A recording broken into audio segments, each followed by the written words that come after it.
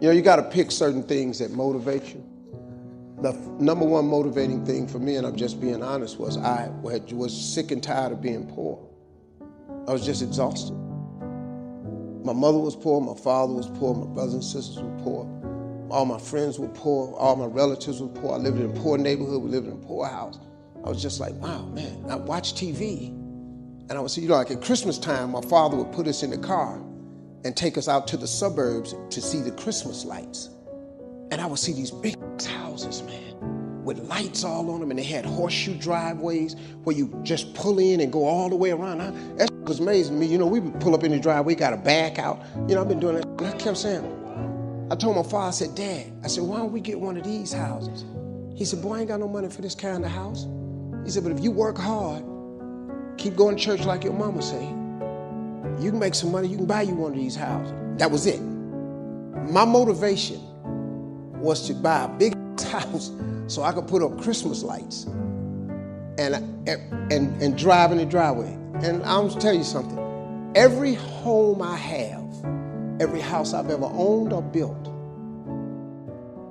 you got to pull in one way and drive all the way around to come out there. I have never built, lived, or owned a home that did not have that driveway with gates on both sides. Never. That was the biggest motivating. So my advice is you have to find a dream that's so big that it overwhelms all of your fears and causes you to never give up. Now, you're going to think about quitting no matter what you do. I mean, I've thought about it many times. But I always just kept thinking about that house. And I've always dreamed of buying my mother and father a real house. And, you know, and before they died, I was able to do all of that. Bought them houses and everything. So you just got to find the right motivation. There's some other pieces to that. I'll tell you that on the next break. The confident man or woman is someone we all admire, someone we all want to emulate, and rightly so. The confidence man, on the other hand, is something quite different. A colleague of mine had been approached by a stranger with a highly attractive, apparently very lucrative business proposition while on a business lunch in the Wall Street area. This out-of-the-blue proposal had all the marks of bona fide. Letterhead, seed capital, articles of incorporation, a board of advisors. In the years before he became someone my friend did business with, the man making the proposition had been active in the government operations overseas in some capacity that none of his current associates could actually explain. This former public servant intimated that the opportunity involved buying shares in a corporation set up to import and export fresh fruits and vegetables from Central and South America outside the North American growing season. Apples in April, plums in December, lettuce in February. However, under the cover of these fruits and vegetables, they would actually be selling weapons to both sides of a civil war in a medium-sized Latin American quasi-democracy, which was and is against the law and would be hard to account for if you had a chance to win big. My friend slipped away from his lunch table and placed one phone call to a man who would know. Sure enough, this very individual had been accepting investments from wealthy individuals all over the country without ever showing his books. Furthermore, so the plan ran, investors would be invited to inspect the foreign warehouses where their goods were stored and then held for sizable ransom from their families, friends, and business associates. Can you imagine what kind of person would attempt to play such a trick on someone who knows his way around? So much for one of the few real confidence men that still operate out of a restaurant. You've got to learn to crawl before you can walk, and walk before you can run. Nobody grows to be an adult in this day and age without the leap of faith, the act of confidence which says, I have the equipment to walk among people. I have the goodwill and the sharp eye to do well and to do more than just survive. And I assure you that when you sense confidence in others, you are sensing your own strength. And if they sense that confidence that you have in yourself, they can do nothing to harm you. What others have, you also have. But what others may lack, you don't have to do without. And you can be absolutely confident of that. You know, I think, Marie, life's greatest heartbreak is being untrue to yourself. And I come from very humble beginnings. I have a great family. And yet the people around me said, if you become a lawyer, like I basically had a choice, become an engineer, a doctor, or a lawyer. And so I followed through on that, and I went to law school, and I became a really successful litigation lawyer. And I had, a nice place to live, and I had a nice car, and I was making great money. And people said, you're on your way to being a judge. And yet I would wake up every morning and I would look at myself in the bathroom mirror, and I didn't like or even know the person who was looking back at me. And I love that word angst. That angst just got to a point where I said I had to make some changes. And so I started listening to that silent whisper of my heart. There's something I believe in, which is instinct is much more powerful and wiser than intellect. And I think when all of us trust our instinct in a world that says intellect and logic is everything, we start to enter what Mr. Riley in the 5 a.m. Club calls the magic. And that's sort of what happened to me. I find your destiny doesn't knock, it whispers. And so it wasn't this epiphany, Right. It was just, I think when you start to trust your instinct and trust yourself versus the world, and you sort of block out the opinions of other people, the pace of synchronicity starts to open up, and these doors that you're supposed to walk through start to present themselves to you. Where I got my work ethic from was the hours I had to spend learning this. When you sit down and you're not smart, and you have a disability, and you still want to be at the top of your class, I didn't want to just get by. When I realized that I can learn through hard work, and I can beat the valedictorian in school, but I got put in 10 hours more a day than he does. You know what kind of strength comes from that? When you're sitting down, that guy, that valedictorian studied for an hour, and I caught you, and I am dumb. But I have the work ethic to catch you.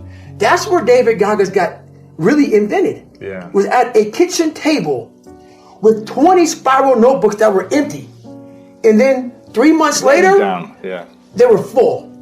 And when you can go through that, I still have them in my storage unit. You go through these spiral notebooks of your life, and you realize, this is how I learned. This is unbelievable. There's no miles. It's not about the miles. It's that.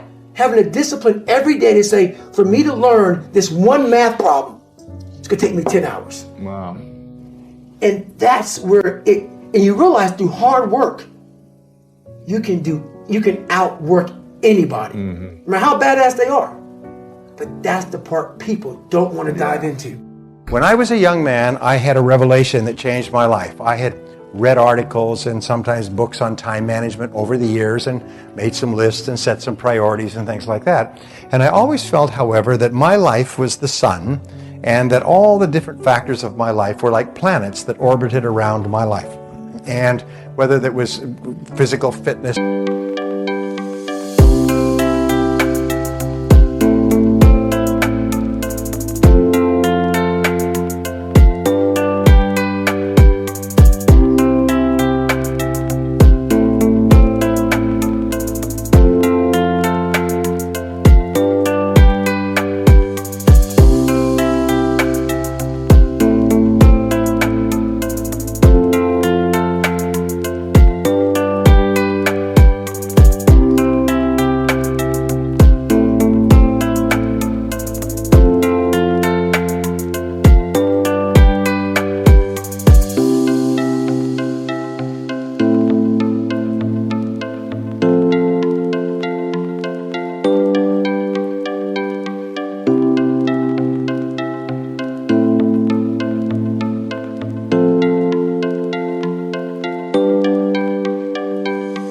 or socializing or work or time management, they were all planets in orbit. What changed my life was when I realized that time management is the sun and everything that I do is the planets in orbit. Everything we do in life revolves around time because time is life. is time is the substance of our life, is that the quality of your life is determined by the quality of your time management, that everything we have or are or ever will be a direct result of how we use our time. And the wonderful thing is we're always free to choose how we use our time. And life is going to be throwing a lot of stuff. Nobody's going to be spared. That's why Viktor Frankl called it unavoidable suffering. But suffering is a choice. You have a choice because you can suffer or you can choose to do whatever you need to do to liberate yourself, whatever you need to do to reinvent yourself, whatever you need to do to get the help that you need to overcome whatever you are stuck in right now.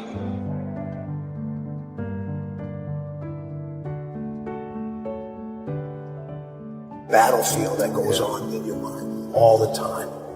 And there's bombs that are exploding all the time. Fear, anxiety, I'm not good enough.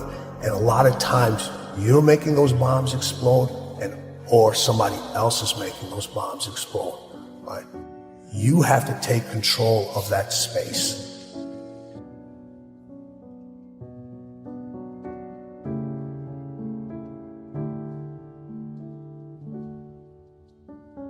To give people a vision of themselves beyond their mental conditioning and their circumstances, to let them know that they have greatness within them. But greatness, it's not our destiny.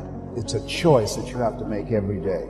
You have to put yourself in a state of perpetual discomfort in order to manifest your greatness. You've got to reach outside of your comfort zone. So every day I look forward to the opportunity to inspire people to reach higher, to understand and know that what they've done is only a tip of the iceberg of what's possible.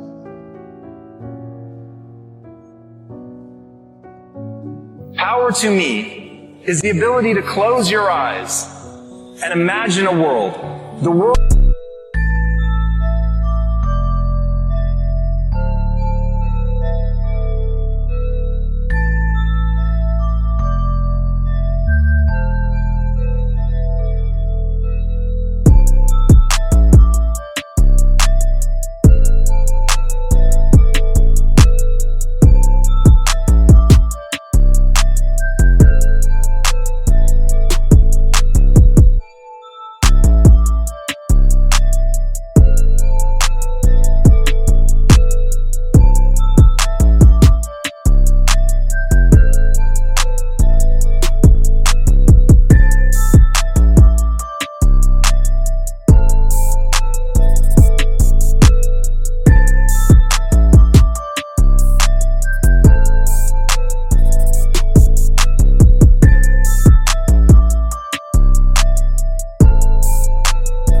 the way you wish it was, and then open your eyes and make that world come true.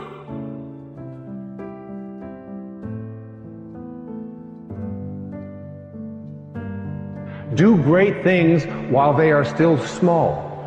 The sage